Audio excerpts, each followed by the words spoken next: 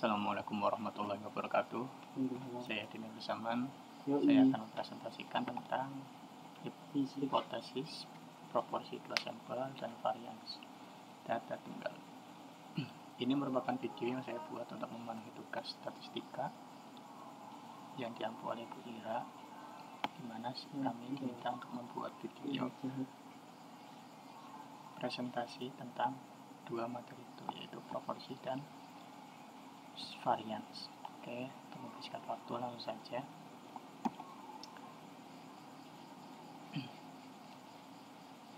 Sebelum kita menuju ke perhitungan, kita mungkin perlu untuk sedikit tahu tentang apa itu yang dinamakan dengan proporsi.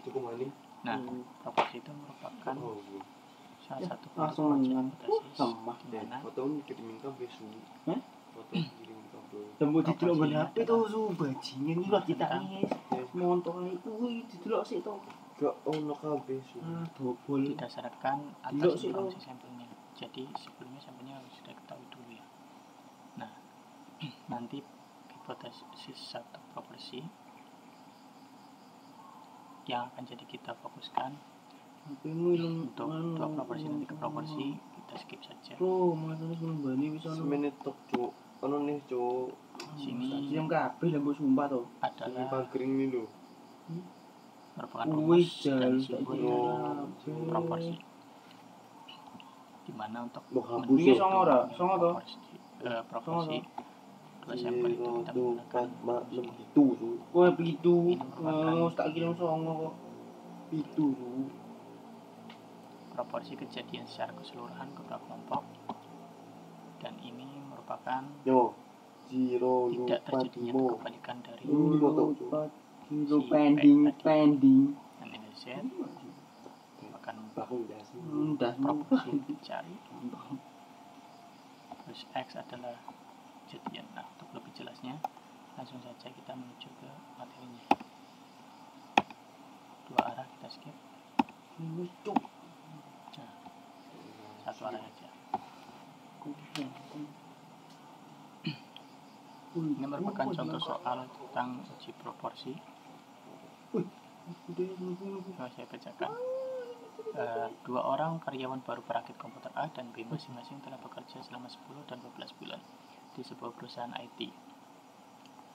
Kepala perusahaan beranggapan persentase melakukan kesalahan karyawan A itu lebih besar daripada karyawan B.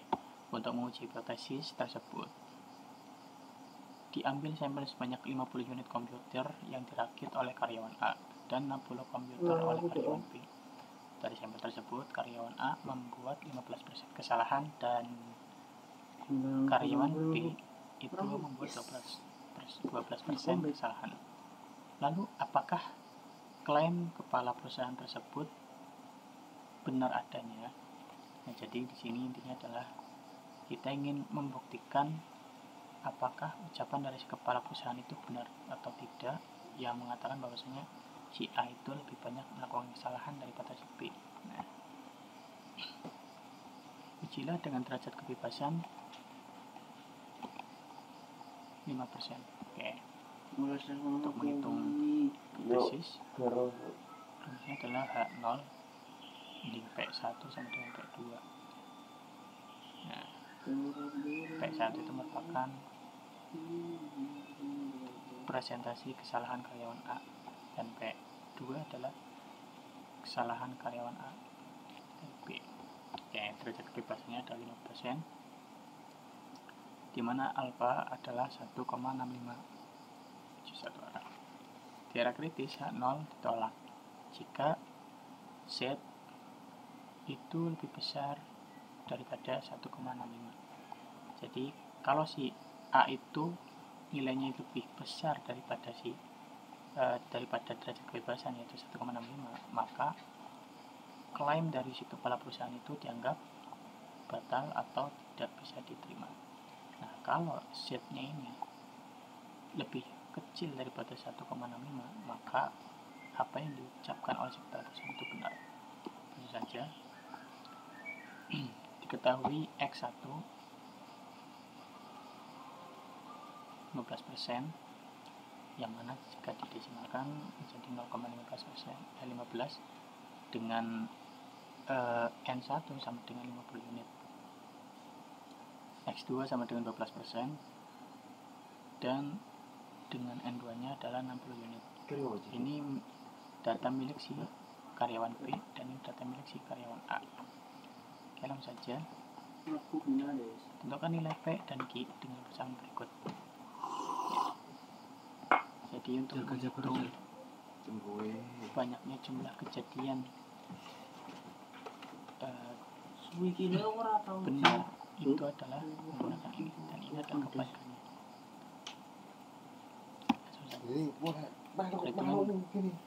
Contoh kasus uji satu arah, X sama dengan X1 sama dengan 15.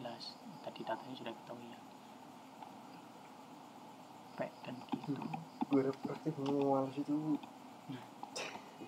proporsi kejadian secara keseluruhan kedua kelompok. Jadi P diketahui,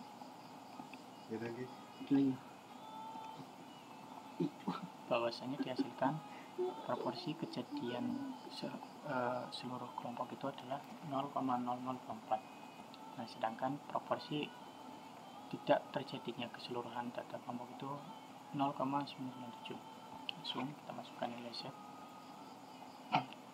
Rumus Z ini adalah Z sama dengan X1. X1 itu adalah presentasinya dari si karyawan A. Ini rumusnya untuk menghitung itu. Aduh, kecepatan.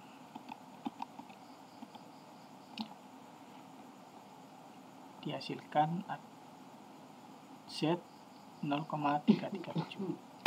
Kemudian kita masukkan ke kurva di mana 0,337 itu masih berada dalam jangkauan 0,337, masih berada di dalam 1,65. Ya. Maka dari itu disimbolkan bahwasanya karena H0 berada di daerah penerimanya, berarti proporsi presentasi kesalahan karyawan A sama dengan B pada pengujian dengan tingkat simulasi 5%.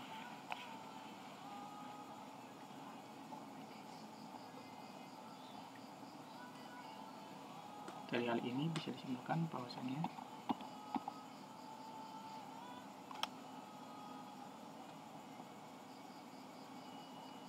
karena Z lebih kecil daripada 1,65, maka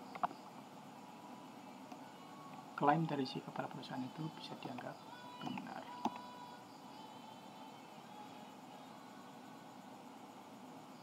Ya.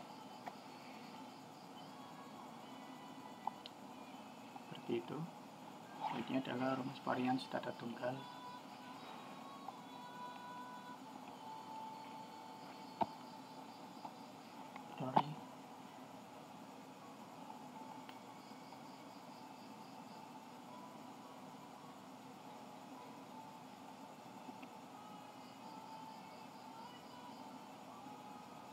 Cuk macam ni cuk. Sigma. Macam ni. Sing gambar apa? Kira-kira ni. Pilih apa? Ini hidup dan mati. Sat-sat so nyus ngantuk Apple di anjing. Wis dulu. Semua aku tahu penuh itu. Ya. Kurang lebihnya seperti itu. Kalau ada salah silakan kritik. Rumus varians tunggal dan dua pembahasan soal. Varians biasanya diajarkan pada ilmu statistik untuk mengukur tingkat kesamaan atau kedekatan dalam suatu kelompok. Varians adalah nilai statistik yang seringkali dipakai dalam menentukan kedekatan sebaran rasa. Data yang ada di dalam sampel dan seberapa dekat titik data individu dengan mean atau rata-rata nilai dari sampel itu sendiri. PKN kalah juga.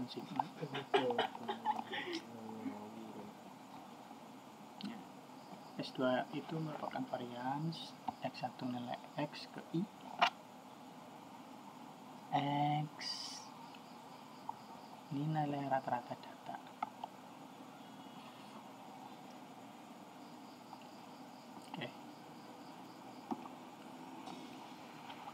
contoh soal dan pembahasan. Di suatu kelas bimbel terdiri dari 8 orang yang memiliki nilai ujian matematika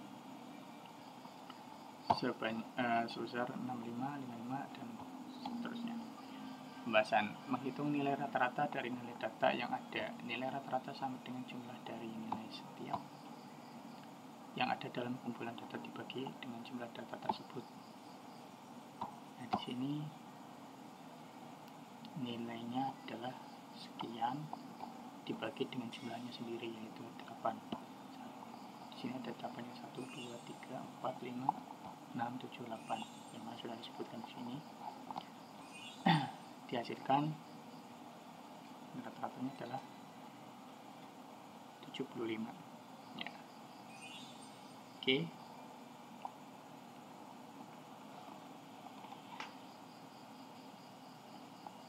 Menghitung penyimpangan setiap data dari rata-ratanya, yaitu dengan cara mengurangi nilai dari nilai rata-rata.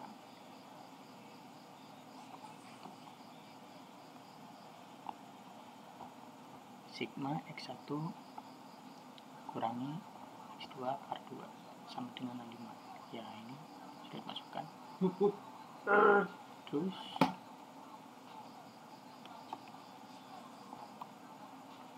terakhir, simpangan setiap nilai data kita kuadratkan, lalu kita bagi dengan nilai rata-rata data. Nilai yang dihasilkan disebut varians. Oke, tadi sudah ya. Varians sigma X1 X itu tadi adalah nilai rata-rata data sama dengan N.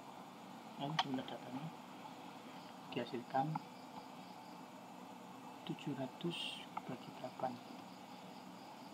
Nah, sini ada 87,5. Jadi nilai varians data tersebut adalah 87,5. Ya. Lebihnya seperti itu dia dari proporsi dan varians. Saya tulis sama mencuri bila ada salah mohon maaf. Assalamualaikum warahmatullahi wabarakatuh.